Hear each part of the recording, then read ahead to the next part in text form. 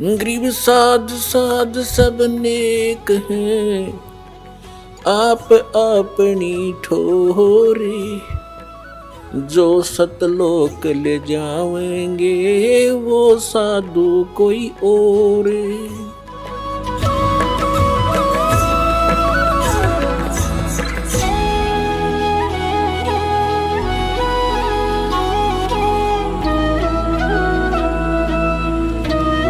ಈಗ ಯಾವ ಪ್ರಕಾರ ನಾವು ಸಾಧನೆ ಮಾಡಿದರೆ ಪರಮಾತ್ಮ ಕಬೀರರು ನಮಗೆ ಸಹಾಯ ಮಾಡುವರು? तन मन शीस ईस अपने पे, तन मन शीस ईस अपने पे, पहले में चोट चढ़ावे जब कोई राम भगत गत पावे हो जी, जब कोई राम भगत गत पावे हो जी। ಅಂದರೆ ಪರಮಾತ್ಮನಿಂದ ಲಾಭ ಪಡೆಯಬೇಕಾದರೆ तो तन मन शीस ईस अपने पे, पहले में चोट चढ़ावे। ಈಗ ತನು ಮನ ಶಿರ ಈಶನಿಗೆ ಅರ್ಪಿಸುವುದು ಹೇಗೆ? ಒಬ್ಬ ಸಂತನಿದ್ದ. ಅವನು ತನ್ನ ಶಿಷ್ಯರಿಗೆ ನಿತ್ಯ ಶಿಕ್ಷಣ ನೀಡುತ್ತಿದ್ದ. ಏನೆಂದರೆ ಗುರುಗಳ ಆದೇಶದ ಪಾಲನೆ ಮಾಡಬೇಕಾಗಿದೆ. ಆಗ ಅವನು ನಿಜ ಭಕ್ತನು. ಮತ್ತು ಯಾರು ಗುರುಗಳ ಆಜ್ಞೆಯ ಉಲ್ಲಂಘನೆ ಮಾಡುತ್ತಾರೆ, ಅವಹೇಳನ ಮಾಡುತ್ತಾರೆ, ಅವನ ಭಕ್ತಿ ನಾಶವಾಗುವುದು.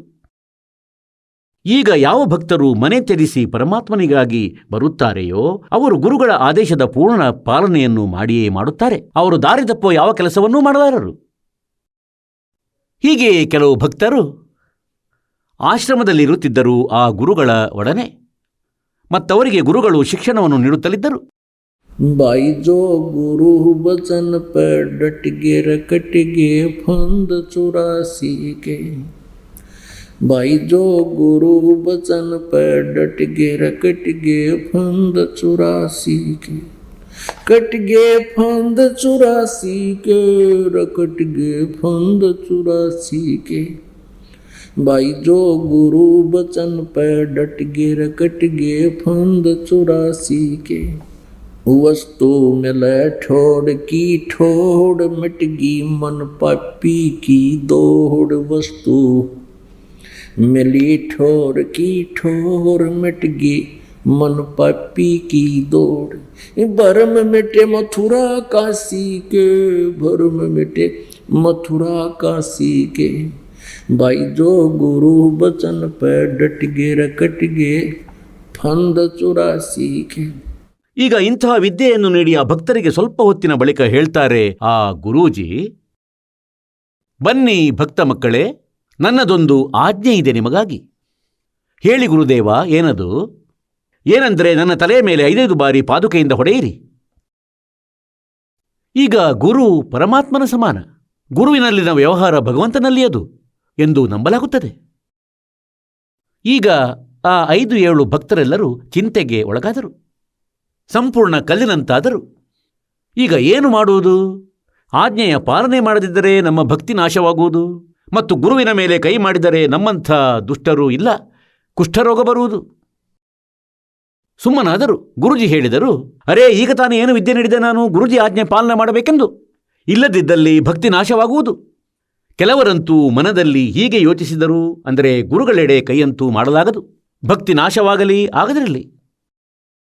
ಒಬ್ಬ ಬುದ್ಧಿವಂತನಿದ್ದ. ನಿಂತುಕೊಂಡ, ಪಾದುಕೆಯನ್ನು ತೆಗೆದುಕೊಂಡ, ಗುರುವಿನ ಬಳಿ ತಲುಪಿ ತನ್ನದೇ ತಲೆಯ ಮೇಲೆ 5 ಏಟು ಪಟಪಟನೆ ಹೊಡೆದ. ಈಗ ಗುರುಗಳು ಹೇಳಿದರು, ಸೋದರ, ಚತುರತೆ ತೋರಿಸಬೇಡ. ನಾನು ನಿನ್ನ ತಲೆಯ ಮೇಲೆ ಹೇಳಿಲ್ಲ, ನನ್ನ ತಲೆಯ ಮೇಲೆ ಹೇಳಿದ್ದೆ, ನನ್ನ ತಲೆಗೊಡೆ. ಆಗ ಆ ಶಿಷ್ಯ ಹೇಳಿದ, ಗುರುದೇವ, ಈ ದಾಸನ ತಲೆ ಕೂಡ ತಮ್ಮದೇ ಆಗಿದೆ. ತಾವು ಇದನ್ನು ಬೇರೆ ಎಂದು ತಿಳಿಯುವಿರೇನು? ಹಾಗಾದರೆ ಪುಣ್ಯಾತ್ಮರೇ ಹೀಗೆ ಹೇಳ್ತಾರೆ ಏನಂದ್ರೆ, कहते सिर सौंप्या गुरुदेव को, सफल हुआ ये शीश, नित्यानंद इस शीश पर आप बसे जगदीश। ಯಾವಾಗ ಭಗವಂತನನ್ನು ಸಮರ್ಪಣೆ ಮಾಡಿದಿರಿ ಅವರೇ ರಕ್ಷಕರಾದರು. ಇದಕ್ಕೆ ಈ ಮಣ್ಣಿನ ಮಗಲು ಇದಂತೂ ನಾಶವಾಗಲೇ ಆಗಬೇಕು. ಆದರೆ ಪರಮಾತ್ಮನ ಆಶ್ರಯದಲ್ಲಿ ಹೀಗೆ ಕಾಲನ ಮೂಲಕ ಡಿಸ್ಟರ್ಬ್ ಆಗಲಾರದು. ಯಾವಾಗ ಪರಮಾತ್ಮ ಬಯಸುತ್ತಾರೆ ಆಗಲೇ ತಮ್ಮನ್ನು ಇಲ್ಲಿಂದ ಕರೆದೊಯ್ಯುವರು. ಕಾಲನಿಗಂತೂ ಧೈರ್ಯವಿಲ್ಲ ತಮ್ಮನ್ನು ನಾಶಪಡಿಸಲು ಅಥವಾ ಹೊಡೆಯಲು.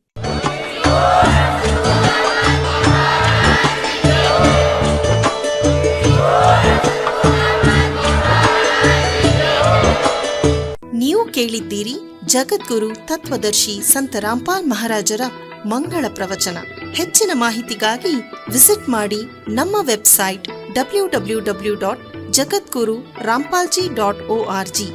ಸಂತ ರಾಮ್ಪಾಲ್ ಮಹಾರಾಜರ ಶುಭ ಆಶೀರ್ವಾದದಿಂದ ಇಡೀ ವಿಶ್ವದಲ್ಲಿ 500ಕ್ಕೂ ಹೆಚ್ಚು ನಾಮದೀಕ್ಷಾ ಕೇಂದ್ರಗಳಿವೆ. ಇದರಲ್ಲಿ ಸಂತ ರಾಮ್ಪಾಲ್ ಮಹಾರಾಜರಿಂದ ನಿಶುಲ್ಕವಾಗಿ ಆನ್ಲೈನ್ ನಾಮದೀಕ್ಷೆ ಕೊಡಲಾಗುತ್ತಿದೆ. ತಮ್ಮ ಹತ್ತಿರದ ನಾಮದೀಕ್ಷಾ ಕೇಂದ್ರದ ಮಾಹಿತಿಗಾಗಿ ಸಂಪರ್ಕಿಸಿ 888 444 7302